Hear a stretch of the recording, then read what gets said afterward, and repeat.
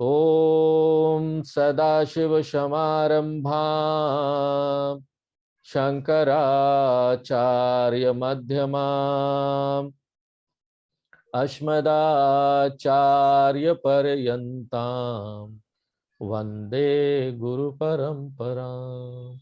ओ 30 number दोहा पढ़िए। जाग बलि जो कथा सुहाई, भरद्वाज मुनि बरहि सुनाई। कहि हऊँ सोई संवाद बखानी, सुनाहु सकल सज्जन सुखमानी। धर्मान् परित्यज्य यह चरित सुहावा, बहुरी कृपा करी उमहि सुनावा। सोई शिव काग भुसुंडी, ठीक है कल पूछेंगे। राम भगत कल पूछूंगी ना, 1 घंटे बाद पूछ लूंगी।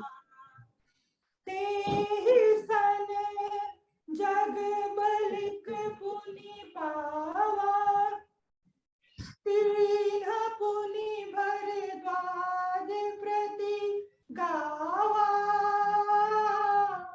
ते श्रोता बक्ता समशीला, सबदस दरसी जानहि हरि लीला। जानहि दीनी काल निज ज्ञाना, कर कलगत अमलक समाना। और जे हरि भगत सुजाना, कहि सुनहि समुझहि विधि नाना। मैं पुनि निज गुर सन सुनी, कथा सो सुकर खे। समुझ नहीं तसी बालपन, तब अति रहूं अचेत। श्रोता बक्ता ज्ञान निधि, कथा राम कै गुण। किमि समुझाऊं मैं जीव जड़, कलिमल ग्रसित विमूढ़। तुलसीदास जी भगवान राम की वंदना करके अपनी दीनता को व्यक्त कर रहे हैं। कितने निरहंकारी हैं, इतने बड़े संत, कितने निरहंकारी है, और अब निरहंकार होकर कि हमारे में कोई गुण नहीं है, सब दोष ही दोष है, इतना सुंदर भगवान की कथा सुनाने जा रहे हैं। पहले देखिए कथा की परंपरा बताते, कथा कहाँ से शुरू हुई, उसके बाद फिर कथा की महिमा सुनाई। ये कथा की परंपरा बताते हुए कहते कि जाग बलिक जो कथा सुनाई। ये जो सुंदर कथा है ना, याज्ञवल्क्य के ऋषि ने भारद्वाज मुनि को सुनाई थी। उन दोनों के बीच जो संवाद हुआ वही मैं कहूंगा।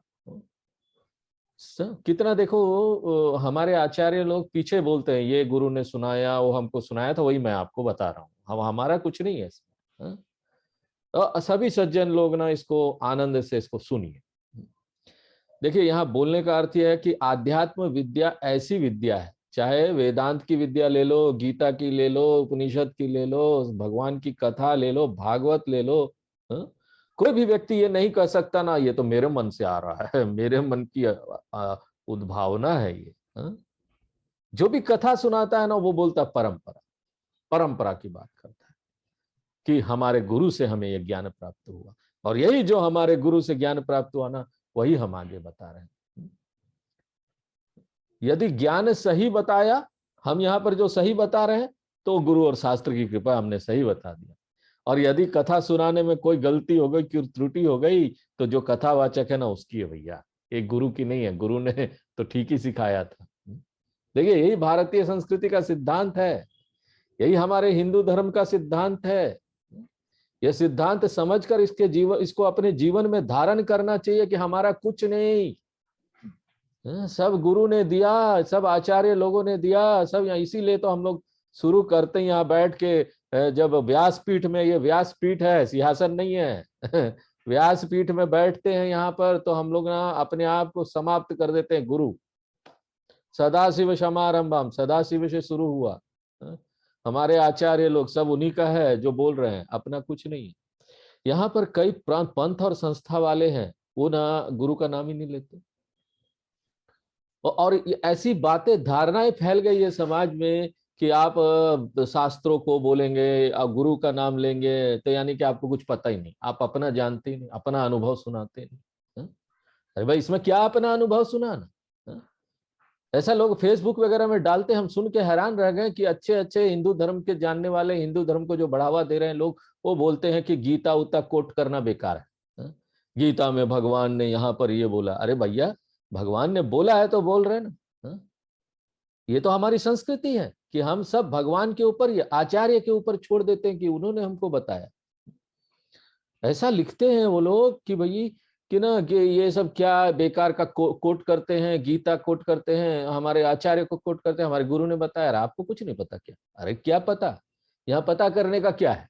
यहाँ तो एक ज्ञान है जो गीता में आया, जो शास्त्रों में आया, जो गुरु ने हमको दिया, वही आपको दे रहे हैं, आप उसका फायदा उठा लो। यहाँ कोई हम या हमारे जो आचार्य लोग हैं जितने हैं यहाँ पर, परंपरा के जितने लोग हैं, संत लोग हैं, चाहे तुलसीदास ही क्यों ना हो, यहाँ पर कोई क्रिएशन थोड़ी ना कर, कोई सृजनात्मकता के लिए, मजा लेने के लिए थोड़ी ना कर रहे हैं।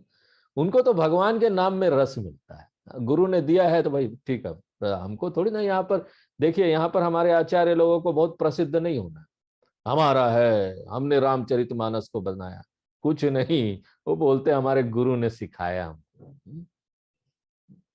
और आगे क्या बोलते हैं? शास्त्रों का कहना है कि अज्ञानी व्यक्ति के लिए तो कथा ही है, परंतु ज्ञानी व्यक्ति जो सूक्ष्म दृष्टा है, उसके लिए भी ये कथा है श्री रामचरितमानस में घटना क्रम में भी ये बात बताएगी कि भगवान राम सब कुछ जानते हैं, परंतु फिर भी वो क्या करते हैं? गुरु वशिष्ठ जी से वेद पुराण उपनिषद को सुनते हैं। भगवान भी, हमारे भगवान लोग उसको सुनते हैं।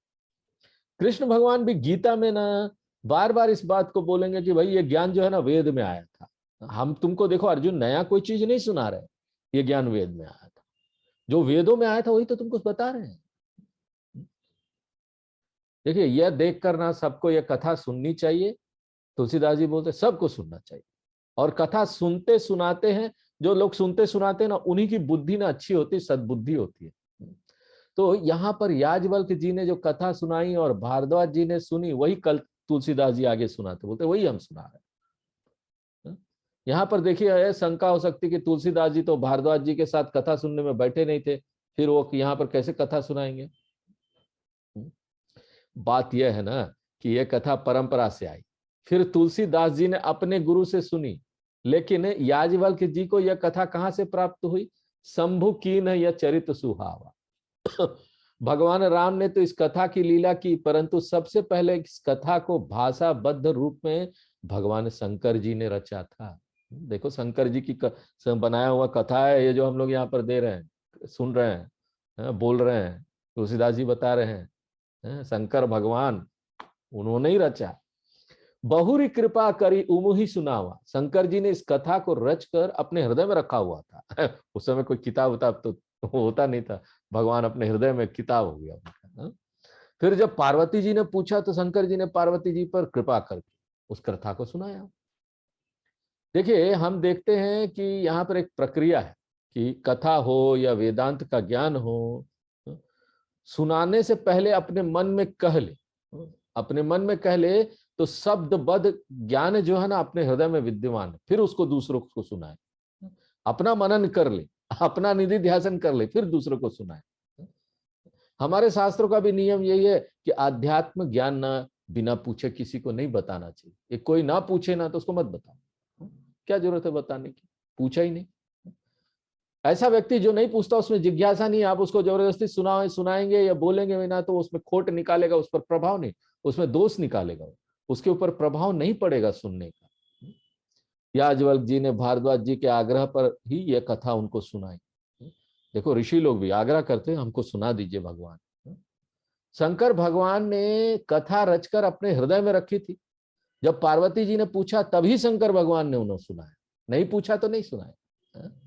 इसी प्रकार भगवान कृष्ण ने भी अर्जुन को गीता का ज्ञान कब सुनाया? जब अर्जुन ने शरणागति की ना, मैं शिष्य हूं भगवान, अब मैं नहीं कर पाऊंगा अपने आप, आप बताओ कि मेरे लिए क्या अच्छा है, मैं आपको कुछ नहीं बोलूंगा कि ऐसे करो ऐसे करो, ऐसे मुझे बताइए, ऐसे मुझे बताइए तो ठीक होगा। अरे भैया तो उस समय ऐसी ज्ञान की, देखिए उस समय कैसी कठिन स्थिति थी, युद्ध क्षेत्र, और ऐसे में अर्जुन ने शरणागति की, भगवान से पूछा, बोला शिष्यस्ते हम साधि माम त्वाम प्रपन्नम, मैं आपका शिष्य हो गया हूं भगवान, मुझे रास्ता दिखाइए। तो भगवान ने गीता का ज्ञान अर्जुन को सुनाया। देखिए ये ज्ञान गुप्त रखने के लिए भी नहीं है, सामान्य रूप से लोगों को कथा की महिमा सुनाई जा सकती है, बड़ा अच्छा है, बड़ा महिमा है इसमें, ये है, ये करने से वो होता है, ये कथा सुनेंगे तो वो हो जाएगा, आपका जीवन बदल जाएगा।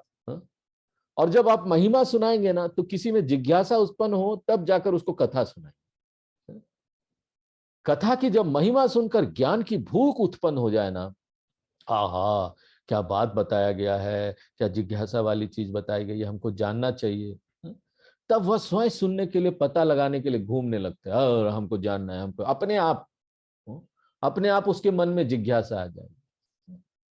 उसी बात को ऐसे बोलते हैं, सोय शिव काग भुसुंडी ही दीन्हा। वही कथा शंकर जी ने काग भुसुंडी जी को सुनाई। ऐसा इसलिए किया क्योंकि उन्होंने काग भुसुंडी को भगवान राम का भक्त एवं कथा सुनने का अधिकारी समझा। अधिकारी का तात्पर्य है कि भगवान के प्रति प्रेम हो। जिसको भगवान के प्रति प्रेम नहीं है वो कथा क्यों सुनेगा? कहीं कहीं शास्त्रों में ये बात आती है कि आमतौर से कथा सुनने के अधिकारी नहीं है, लेकिन वे जब अधिकारी बने तो कथा सुने। माने भगवान का भक्त है वो अधिकारी, भगवान का जो भक्त है वो अधिकारी है। इसलिए पार्वती जी कहने लगी कि हमें कथा से बहुत प्रेम है, यदि आप हमें अधिकारी समझते हैं तो हमको कथा तुम सुनाइए। तब जाकर शंकर जी ने राम भगत अधिकारी चीन्हा। देखा कि पार्वती जी में भगवान के प्रति भक्ति है, तो उन्होंने ये कथा पार्वती जी को सुनाई। पिछले जन्म में, पूर्व जन्म में पार्वती जी क्या थी? सती थी। उनको भगवान में प्रीति नहीं थी, तब वो अधिकारी नहीं थी, भगवान ने इतना लगाव नहीं था। वो भगवान पर शक करे, भगवान है कि नहीं, वो भी टेस्ट लेने के लिए चले गई। इसलिए शंकर जी ने कथा सती को नहीं सुनाई, लेकिन जब सती का शरीर छोड़ने के बाद उन्होंने पार्वती जी का शरीर धारण किया, तो जाकर ना वो भगवान के प्रति उनकी भक्ति हुई, विश्वास हुआ, भगवान के चरणों में प्रीति जागृत हुई। तब उन्होंने जब शंकर जी की कथा पूछी तो पार्वती जी का अधिकार जानते हुए शंकर भगवान ने ये कथा उनको सुनाई। सती को नहीं सुनाई, पार्वती जी को सुनाई। इस प्रकार से क्या होता है कि अनाधिकारी, जो व्यक्ति अधिकारी नहीं होता है, वो सदा अधिकारी नहीं बना रहता। ऐसा नहीं होता हमेशा अधिकारी रहेगा ही नहीं सुनने का, बाद में जाकर वो अधिकारी भी बन सकता है। कथा में एक बड़ी महत्वपूर्ण बात पता लगती है कि कथा सुनाने वाले इस कथा की परंपरा को अपने पूर्वों से जोड़े। देखिए शंकर जी भी ये नहीं बोलते हैं कि ये कथा हमारी रचना है, हमने बनाया। शंकर जी क्या बोलते हैं पार्वती जी को पता है? हमने ये कथा काग भुसुंडी जी से सुनी थी। अब बोलो,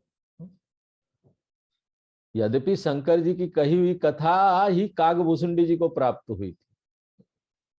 सोई शिव काग भुसुंडी दीना, दीना माने सुनाई नहीं, दे दी। देने वाले लेने वाले को तो कभी तो सीधे सीधे दे देता है, कभी किसी के द्वारा भिजवा देता है। शंकर जी ने यह कथा लोमस ऋषि के द्वारा काग भुसुंडी जी को दी। लोमस ऋषि आगे बताते हैं कि यह कथा हमने शंकर जी से सुनी थी। कई बार ये ना बड़ा अजीब लगता है, कई इसने सुनी, इससे अरे भाई किसने किसको सुनाया समझ में नहीं आता, दिमाग चक्कर खा जाता है। शंकर भगवान काग भुसुंडी ने लोमस ऋषि को, हाँ?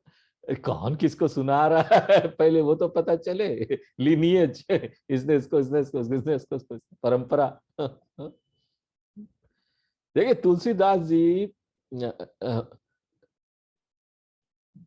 बोलते हैं कि ये महत्वपूर्ण गुरु परंपरा की बात है, और ये जो बात है ना, गुरु कलयुग में छूट जाएगी।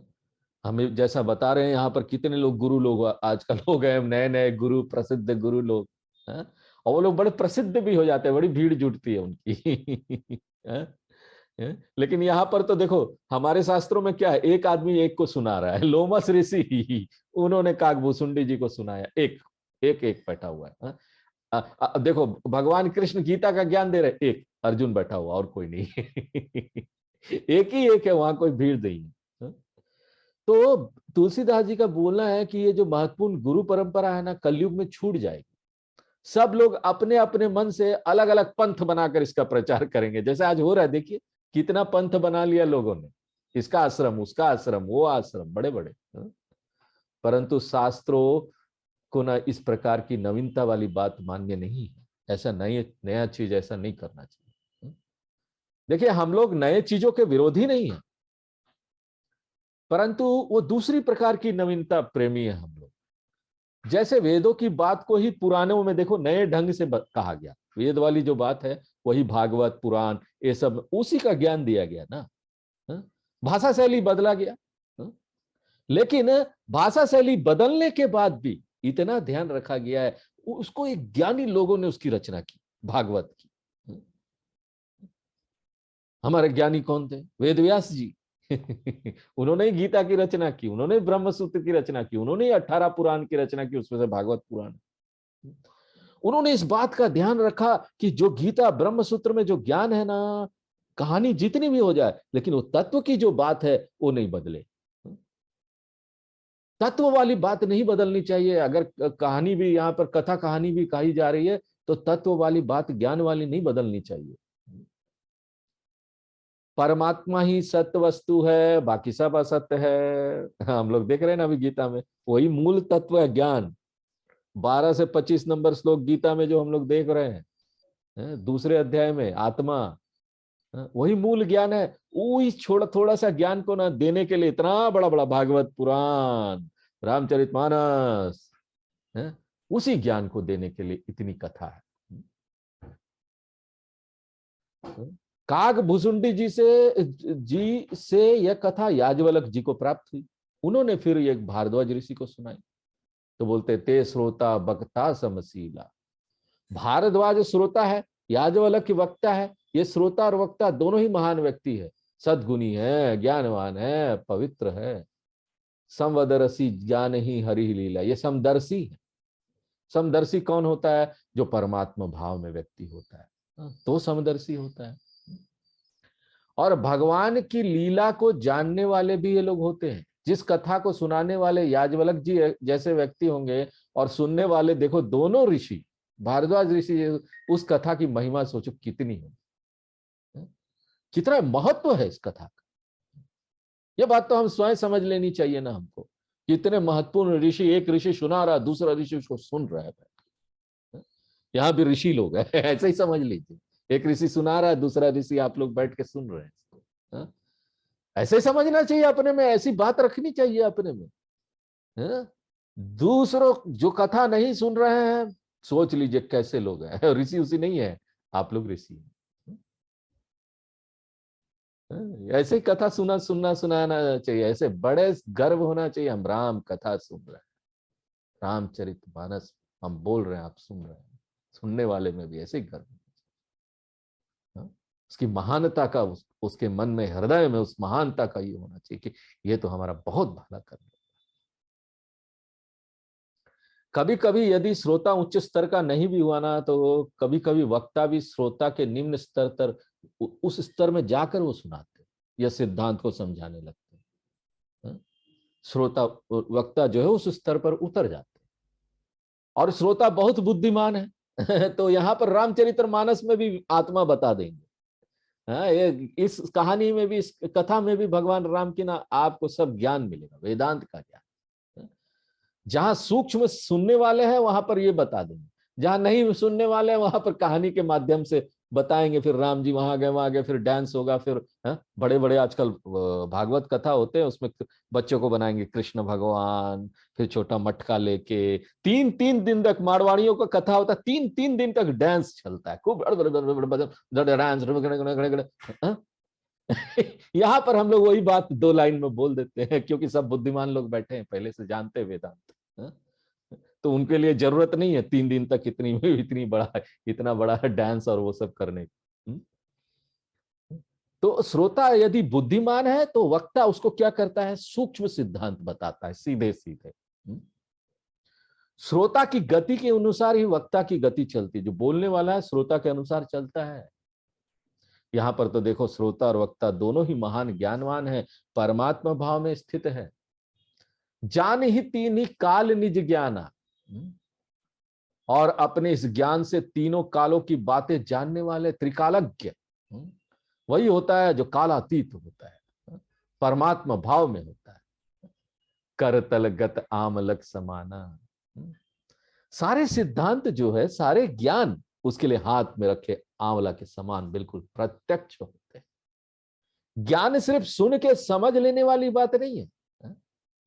यहां पर हमारे शास्त्र बोलते हैं हस्तामलकवत, वही बात देखो तुलसीदास जी यहां बता रहे, वो कोई चीज नहीं, पूरा नया नहीं लेके आएंगे। हस्तामलक उपनिषद में बोला गया, हम लोग बोलते रहते वेदांत में हस्तामलकवत, संस्कृत में वही बात, करतल गत आमलक समाना, वही बात को इन्होंने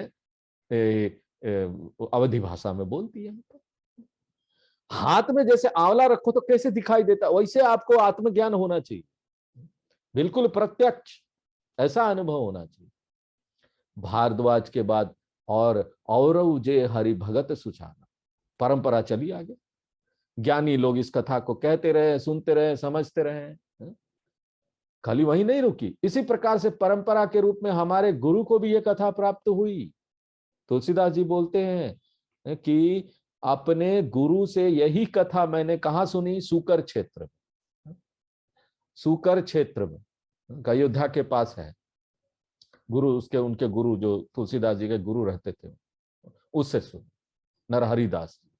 परंतु समुझी नहीं तसी बालपन तब अति रहे रो अचेत। हमने ये कथा सुनी तो उस समय तात्पर्य समझ में नहीं आया। सब लोगों के साथ जो इस रास्ते में अध्यात्म में आगे बढ़ते हैं ना, जब गुरु से सुन रहे होते हैं ना, बड़ी कठिनता होती है उनको बैठना, अपना मन लगाना, कई सारे काम याद आने लगते हैं उस समय तो मतलब सुन, लेकिन ना उनके मन में बड़ी श्रद्धा होती है, तभी तो वो सुनते हैं ना। सब लोगों के साथ ऐसा होता है, वो सुनते हैं लेकिन वो बात उस समय नहीं समझ में आती, उसका इतना महत्व, बाद में जाकर उसकी बात तात्पर्य समझ में आता है। तुलसीदास जी भी यही बात बोल रहे हैं, हमारा भी अपना यही अनुभव है। हम लोगों के गुरु ने जो ही बात कितने साल पहले सुनाई थी, सुन लिया था, लेकिन बाद में जाकर उसकी जब तात्पर्य समझ में आया, वाह क्या बात है, ये तो उस 20-15 साल पहले हमारे गुरुजी ने बताया था, उस समय तो नहीं समझ में आया। क्योंकि हमारी अपनी बुद्धि निर्मल नहीं थी। हमारी बुद्धि निर्मल शुद्ध होती जाएगी ना, तो कथा का जो सूक्ष्म भाव है, जो बोलना चाहते कथा, वो समझ में आने लगेगा। तुलसीदास जी पहले ही कह आए कि इस कथा में देखो बहुत गूढ़ भाव है। यह तो इस बात से ही अंदाज लग सकता है कि कथा के श्रोता भारद्वाज मुनि जैसे लोग हैं। श्रोता है भारद्वाज मुनि और वक्ता है याज्ञवल्क्य ऋषि, महान ज्ञानवान। तुलसीदास जी बोलते हैं, हम तो कलयुग रूपी मल अर्थात मनोविज्ञान से, मनोविकारों से ग्रसित अज्ञानी जीव हैं। तुलसीदास जी अपने आप को बोल रहे हैं कि हमारे में तो मनोविकार है, अज्ञानी जीव है। भला हम कथा के गुण भाव को उस समय कैसे समझ पाते? हम सुन तो रहे थे, लेकिन था इसमें, हमारे मन में समस्या सब थी। एक बार में मन की समस्या खत्म नहीं होती जब आप सुन रहे होते हैं। देखिए, कहने की बात यह है कि एक कथा समझने के लिए मन बुद्धि शांत शुद्ध होना अति आवश्यक है। अशांत मन में तो सांसारिक बात भी ठीक से समझ में नहीं आती। अगर मन अशांत है, कोई आके आपको कोई सुझाव दे, कुछ बोले, कोई बात समझ में नहीं आएगी उस समय। उस समय ध्यान उधर रहेगा, ये नहीं हुआ, मेरा मन उधर जा रहा है, वो नहीं हुआ, वो कोई बात नहीं समझ में आएगी। और यहाँ तो आपको गूढ़ बात बताई जा रही, आध्यात्म वेदांत ज्ञान की बात बताई जा रही है। देखिए, वास्तव में तुलसीदास जी तो अज्ञानी थे नहीं, वो ज्ञानी थे। लेकिन वो अपने आप को तुलना करके सारे अज्ञानी जीवों, जितने भी यहाँ पर संसार में है ना, उनकी तरफ से अपने आप को ऐसा रखते हुए ऐसा बोल रहे हैं। अब अन्यथा तुलसीदास जी तो स्वयं एक महान ज्ञानवान थे, तभी तो इतनी उच्च कोटि का ग्रंथ का रचना वो कर पाए। रामचरितमानस, वाह क्या बात है। ऐसे ग्रंथ की रचना कर दी उन्होंने। चलो, अभी 31 नंबर दोहा पढ़िए। तदपि कहीं गुरु 12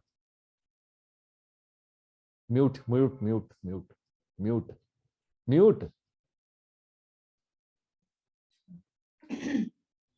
तदपि कहीं गुर 12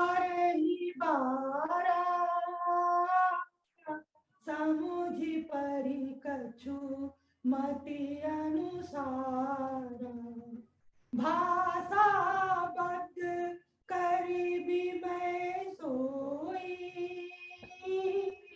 मोरे मन प्रबोध जेहि होई जस कछु बुद्धि विवेक बल मेरे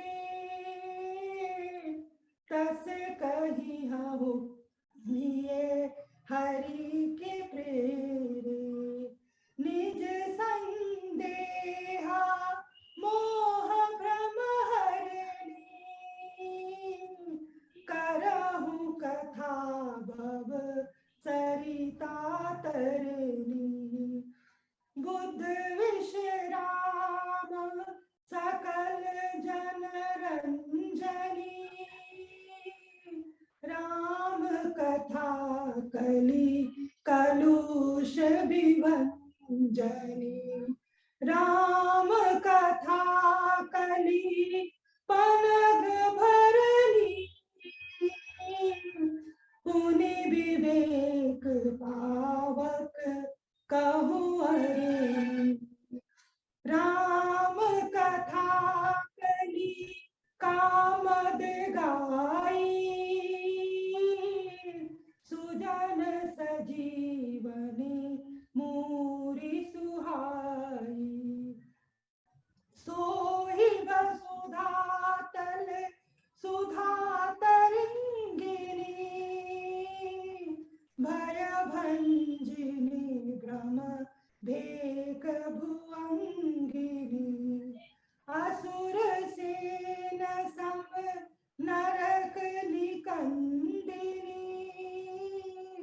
साधु विबुध कुल हित गिरि नंदिनी संत समाज पयोधि रमासी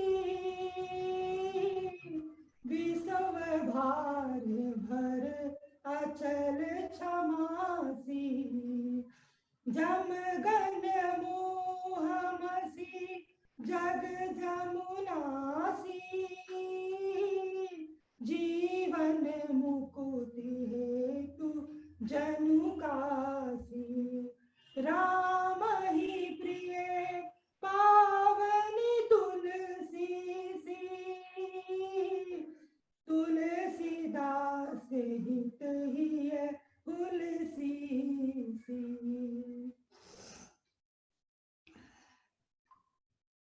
शिव प्रिय में कल सैल सुतासी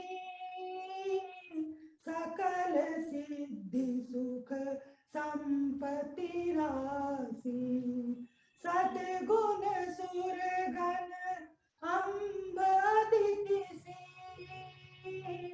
रघुवर भगति प्रेम परमीति राम कथा मंदाकिनी चित्रकूट सुभग स्नेह बन सिय रघुवीर बिहारू। सियावर रामचंद्र की जय, पवन सुत हनुमान की जय, बोलो सब संतन की जय।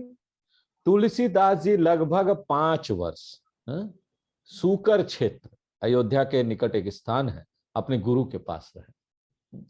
उन्होंने बार बार यह कथा अपने गुरु से सुनी, बार बार बैठ के श्रवण किया, जो बोल रहे श्रवण किया, अच्छी तरीके से श्रवण किया। इससे यह ज्ञात होता है कि भगवान की कथा भी वेदांत शास्त्र है। वह बार बार सुनते सुनते चित्त में चढ़ता है, एक बार में कुछ नहीं होता, पता भी नहीं चलेगा रामचरितमानस है क्या। परमात्मा, जीव, बंधन, मुक्ति, ज्ञान क्या है, यह सब बातें सुनते सुनते, वेदांत में भी आप सुनते हैं ना, बार बार सुनते सुनते धीरे धीरे चित्त में चढ़ती है। देखिए, जिसके पूर्व जन्म के पुण्य बहुत अधिक है ना, उसे ये बात, उनको ये बात जल्दी समझ में आ जाती है। पुण्य का क्या अर्थ है?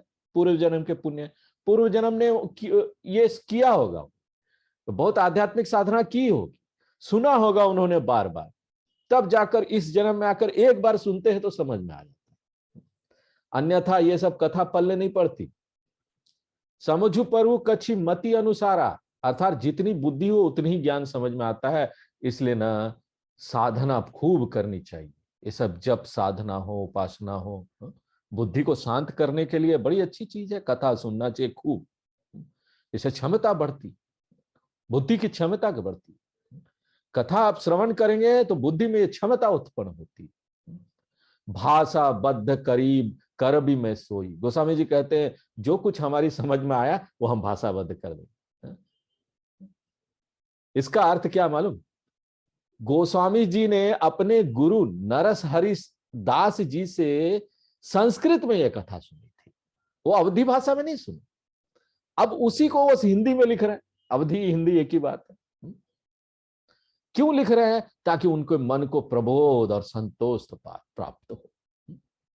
देखिए, भगवान की कथा को लिखना, आध्यात्मिक ग्रंथ की रचना करना, ये एक साधना है। इसमें भगवान की लीलाओं, उनके गुणों का निरंतर चिंतन होते रहता है। और जब ये बार बार आप निरंतर चिंतन करते हैं तो चित्त शुद्ध होता है, अंतर्मुखी बनते हैं आप। और ऐसे व्यक्ति को ही आत्मज्ञान, परमात्मा ज्ञान प्राप्त होता है। हम बार बार बोलते हैं कि नोट्स बनाना चाहिए, लिखना चाहिए। देखिए, सुनने से बहुत कम और बोलेंगे तो उससे आधा, उससे ज्यादा, और लिखेंगे ना तो उससे भी अधिक ज्यादा आपको ज्ञान होगा। सुनना सबसे नीचे है, उसके बाद बोलने से ज्यादा ज्ञान होता है, और उसके बाद लिखो ना आप तो उससे भी ज्यादा। यही बात तुलसीदास जी यहाँ करें, मोरे मन प्रबोध जे ही होई। अब हम इसे भाषा बद्ध करेंगे, लिखेंगे तो ये हमारे हृदय में दृढ़ होगा ना। लिखते रहो, सुनते रहो, लिखते रहो, बार बार नोट्स बनाओ, नोट्स बनाओ, बहुत फायदा करेगा। ज्यादा ये दृढ़ होता जाएगा, ज्ञान आपके मन में एकदम चढ़ता जाएगा। ये आपके लाभ के लिए है। और तुलसीदास जी भी अपने लाभ के लिए ग्रंथ की रचना करते, बोलते हम लिखेंगे हमको फायदा होगा। अगर दूसरों को फायदा हो रहा मेरे लिखने या बोलने से, रामचरितमानस बनाने से, चलो इसके साथ लोक कल्याण हो जाएगा, समाज सेवा हो जाएगी, लेकिन पहले मुझे